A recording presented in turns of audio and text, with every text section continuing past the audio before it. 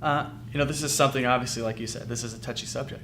People want to make sure that we're adequately funding our schools. And I think it's extremely important to make sure that we adequately fund our schools. But the fact of the matter is there's no positive correlation between more funding and better results in our schools. We're spending more money now than we ever have on our schools, and we still see poor results often. So more funding doesn't necessarily mean better results. With that being said, I don't think anyone wants to see larger class sizes. I don't think anyone wants to see less materials for our schools. So we have to be sure that we fund our schools at a reasonable level. But until the economy is doing better, until there are more funds available, I don't see any increase coming, really, with the budget and the state that it is now. So we need to focus on those things that we can do to improve our education system. We talked about a few of them: a data system, improving teachers. Now, we can't guarantee that more funds will mean better performance, but we do know that better teachers equal better performance. That's something we do know, and so we can do everything that we can to train our teachers well and then hold them accountable. We can also reform our funding system. We can bring together a group of people. I think you can bring the business community, parents, teachers, other administrators, and look at the way that we fund our schools and make sure that we get rid of any waste, any abuse, and make sure that every single penny that we do spend on education gets to the classroom where it makes the most difference. So those are some things that I think we can do. Like I said, I don't see a huge increase in school funding coming now. I'd be open to that in the future when more funds are available. But we do have to remember there are ways that we can improve our education system other than just spending more money. We've seen that that isn't the solution. We need to really reform our schools, and we need to focus on school choice. We need to focus on giving parents many great opportunities, many great options, because parents know what's best for their kids.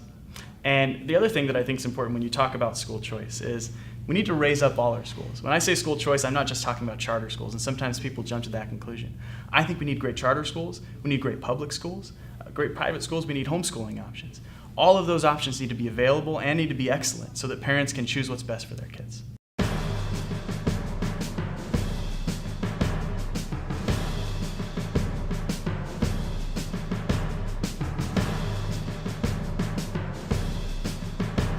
Educating our young people is the most important thing in the world.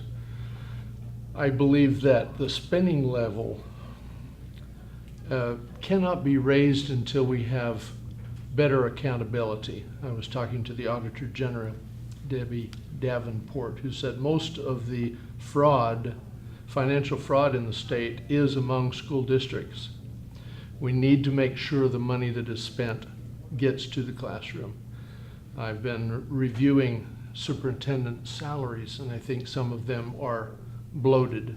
And when we give more money to schools, it seems like, where does the money go? That is a mystery. It doesn't seem to be getting to the classroom.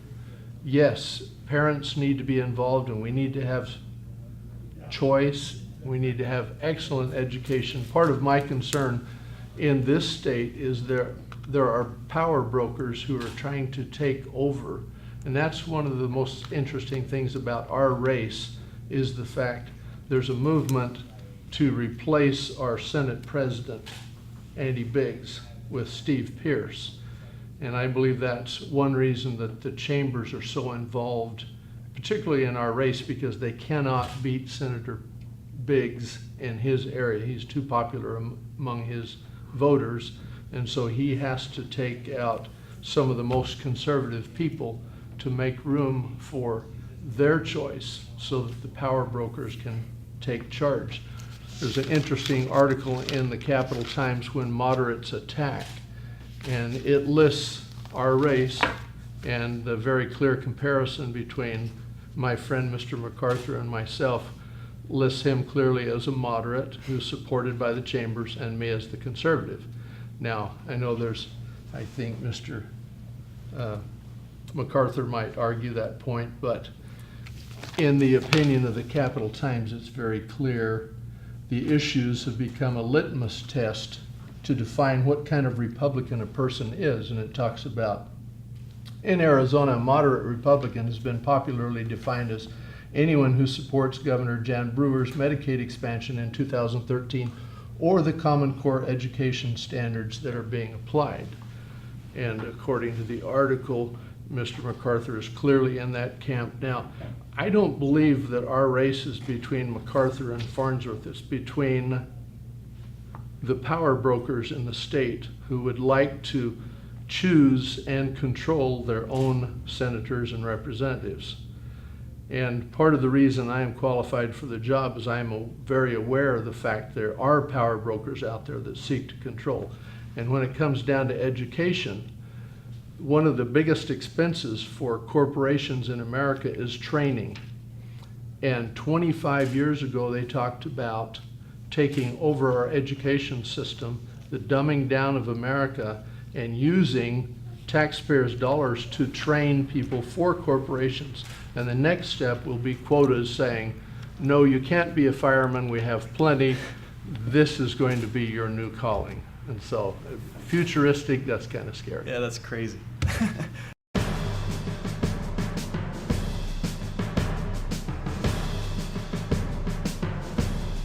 Can I respond, please? Sure. Okay, thank you. Listen, we see people with conspiracy theories like this all the time.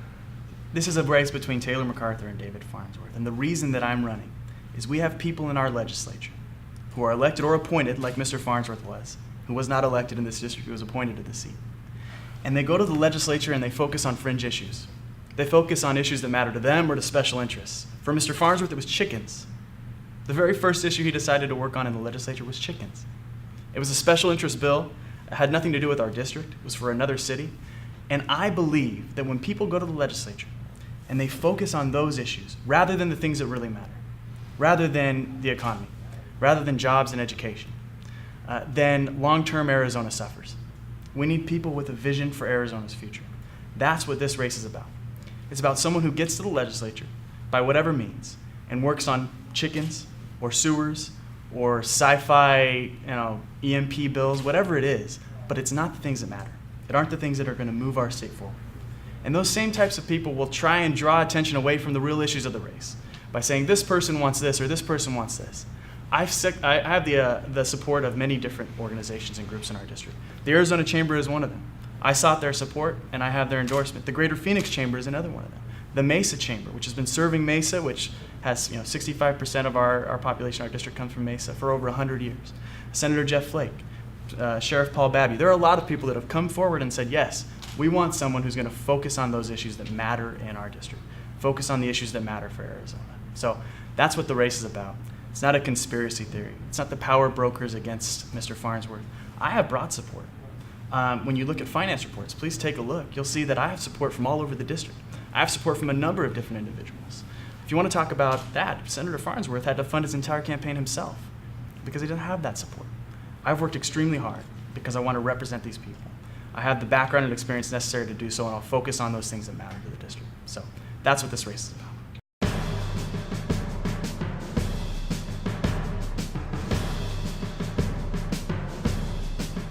I can understand how Mr. McArthur could be confused since, a lot of things can only be gained by experience.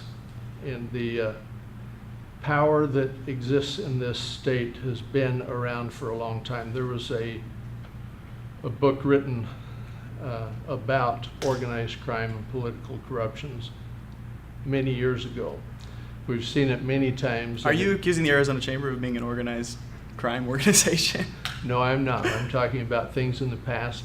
That remains to be seen. Now, I did have a promise by Mr. Glenn Hammer that they would not be supporting Mr. McArthur when they came to me and needed votes to pass one of their favorite bills.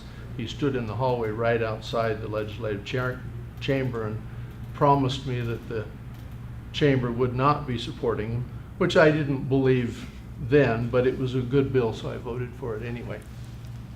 Anyway, it's a very interesting thing because McArthur brings up the Homegrown Freedom Act. Now, one of the biggest challenges of the legislature is when you are a representative of the people, people come to you with requests, and you have a responsibility to listen to those requests.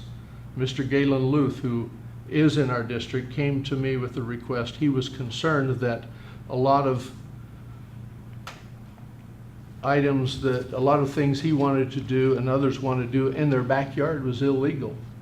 Now, I was not excited about having a chicken bill being my first bill. The Homegrown Freedom Act is a very important bill what we do when a constituent comes to us and makes a request is we have to make the very difficult decision of whether this is the proper role of government or not. And that's very challenging. And I looked at his request and I said to myself, yes, this is something I should pursue. The other one was the Pizza Hut that was in trouble. They were being trampled on by the city of Mesa. They were supposed to have a 2-day move, and city of Mesa told them that they could not open up until they built a sewer line into a county island. They kept them closed for 2 months and over 30 employees out of work because of this situation. We found out and asked them, by what authority do you do this? And they said, oh, the authority of ADEQ. ADEQ came back to them and said, no, you are overstepping your bounds. And at that point, they backed off. And so I realized that Mr. McArthur has a limited view because he is lacking in experience of the challenges of the legislature. And it's easy to make fun of something, and we all had fun with the chicken bill. And it was a joke around the Capitol. It was the second most talked about bill in the legislature, passed with flying colors in the Senate. And then unfortunately there was some opposition from the League of Cities and Towns, and it died in the House. But there are things easy to make fun of, but very important, because we are talking about property rights, and that is what we're losing, is our rights.